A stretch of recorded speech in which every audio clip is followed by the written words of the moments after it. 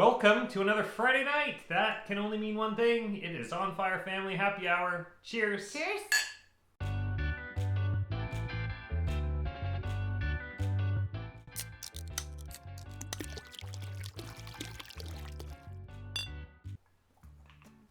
If you are new with us this week, what we do on Friday nights is we get together, we pull up Yacht World, we pour a couple of drinks, and we go shopping for our Great Loop boat. We have done a bunch of these. You guys have sent us all kinds of recommendations of boats that might be good for the Great Loop. We published our top 5 some time ago. Yeah, that was popular. We missed some, and so you have commented and sent us those. And there's some favorites from some of our previous videos that people are on the lookout for us. And so Dustin sent us this ChrisCraft 501 because he knows we are ChrisCraft 501 fans. And so thank you, Dustin. We really appreciate that. And we are fans. This was one of our first loves. Yeah. If you go back and look at that video, we are looking for a 3-stateroom boat for a family of 4 to do the Great Loop for a whole year. 365 days, 6,000 miles together in a small plastic box. And the bigger that box, the better. And we think the ChrisCraft 501 has just about the most space and separate little areas that you can get. It's a really cool layout. But I haven't seen this one. But there's some variations in the layouts depending on the different years and whether it's a 3-stateroom or 4-stateroom even. And so this is a different layout than one of the ones. We'll link below the one that we looked at before. But this is an exciting one to go. Yeah, and we're going back old school again to our old roots of the cheaper 80s type darkwood boats. But next week we'll go back to a newer boat. So we're kind of in this debate of old boat, new boat, like what we love versus what people will love to buy after us. And so we're just going to go back and forth until we find the boat for us. Yeah, so subscribe because next week we'll look at a carver. We've looked at a couple carvers before, but not one with this exact floor plan. And to be honest with you, carvers just, it's hard to wrap our head around because there's so many different layouts and models and vintages. And there's something actually we could use a lot of help from you guys. If you know of a 3-stateroom carver layout, let us know. Because we looked at more modern ones, more older ones.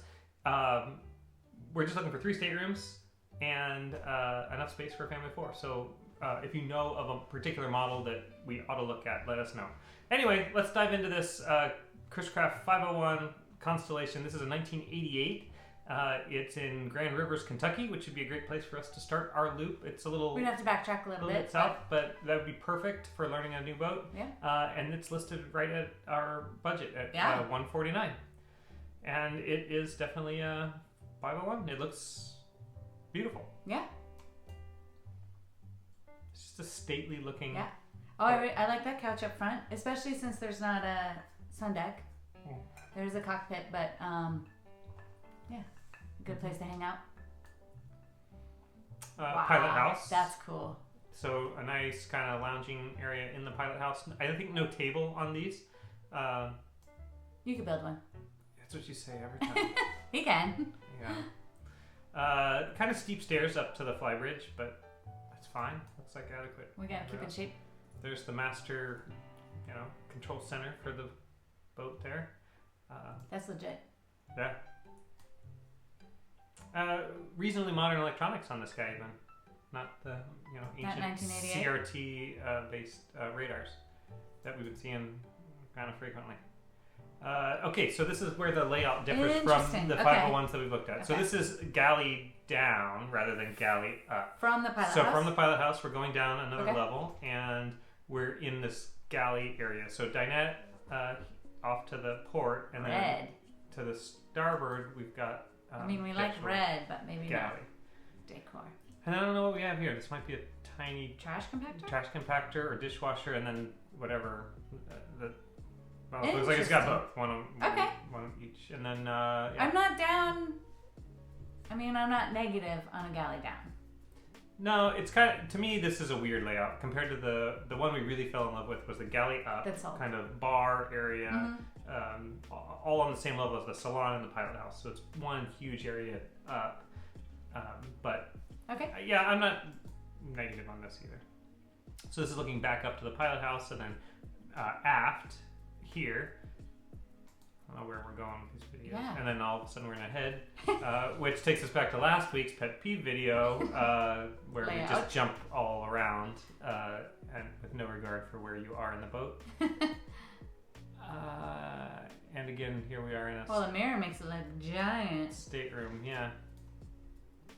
And back to the kitchen. Which, if you didn't see the pet peeve video, go back to last week. We got a lot of good comments on it, and we know you feel our pain, and we appreciate the comments that we got. Still in the galley. I mean, it's a serviceable kitchen. Mm-hmm. And there's windows, so it's not like it's in a cave. Okay, so now we're far forward. So that's forward, yeah. And here's the double bunks. Okay. Forward. Is that the same head? Yeah. That's the same head. Okay. And then this is that mid stateroom. So like we've seen two. We haven't seen the aft master stateroom yet. So the mid stateroom is the big one for the kids. It's a queen, yeah. Interesting. Mm-hmm. Another head. Maybe forward. Yeah, that's great. We've got Detroit diesels here. Kind of maybe a lot of overspray. So those must be in a stand-up room on the way to the back. See, I don't know. So there is that kind of a layout, but then this spiral staircase down aft makes you think that it goes down to the master stateroom. Yes, which is then if it's separated like that, then you normally don't have twin engine rooms. You usually have the one walk-in. Right, so like the ocean yachts. Not sure about this layout. Yeah, so here it is, guys. This is the galley down version here from the Powerboat Guide, and the forward is separated from the master with the engine room, walk-in engine room from the forward side. So not a hallway down separating two engine rooms, but just a walk-in. Anyway, that's why this guy's so important. Pick you one up. Cheers. Maybe we'll get it. Anyway, that's a big salon. Huge salon. Yeah. Yeah. Really good. And lots of open light space. What? Is that a rug? It's a rug. Yeah. We've been talking about... We've seen some boats where they pulled up the carpet and they put in Deacon Holly cabin sole, and it looks really awesome. Nice. And I think that would really make this pop. Yeah. And we can do that. So here we go, skills. And there we are. Wow, so I don't know. The other 501 we looked at was a king size bed, which would be. Doesn't that look like a king size bed? Yeah, I think so too. Yeah. Stretching out. Cool. And we got the crazy, awesome 80s glass. This is like sexy. Yeah. And then we're back upstairs now. So this little tiny aft kind of cockpit area with the door down to the swim platform. I like those bedrooms. Yeah. No, everybody gets their own. Lots of space. I like this flybridge too. I like the flybridge. And then, crane to get your dinghy so up there on the back of the sun deck's up with the flybridge. Yeah, I mean, we call it sun deck. Sure. And you get the cockpit. It's your hanging out outdoors. I like this boat. Yeah. Southern Cross is the name of the boat, and it's on this. Oh, is it? Yeah. And 2 chairs. Yeah. And then that's those steep stairs down to the pilot house. Yes. Yeah. And then this upper helm station looks pretty adequate, you know? I'm still confused. Is it just like a giant salon up top? Yeah. Instead of having the kitchen up top? Yeah, and it goes all the way up to the pilot house. So you could... Oh, did the other one not have a pilot house? Yeah, it did.